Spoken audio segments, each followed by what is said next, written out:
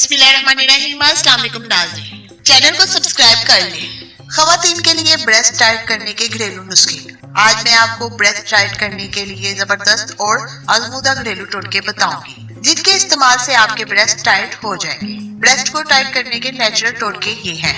Number 1, जैतून का तेल। जैतून का तेल लेकर गाय के दूध के साथ मिला लें और हल्के हाथों से ऊपर की तरफ मसाज करने से ब्रेस्ट टाइट हो जाएंगे और कुदरती तनाव आएगा। नंबर 2, सरसों का तेल। रोजाना सरसों के तेल से मसाज करने से ब्रेस्ट टाइट हो जाएंगे। नंबर 3, लहसुन को खुराक में शामिल करने से ब्रेस्ट टाइट हो जाते हैं और ढीलापन खत्म हो जाता है। नंबर 4, खीरा और अंडे की जर्दी। खीरे का गूदा और अंडे की जर्दी का पेस्ट बना लें और 30 मिनट तक हाथों से गुलाई में मसाज करें, फिर वॉश कर लें। ये नुस्वानी हुस्न में इजाफा करेगा। नंबर 5, अनार के छिलके।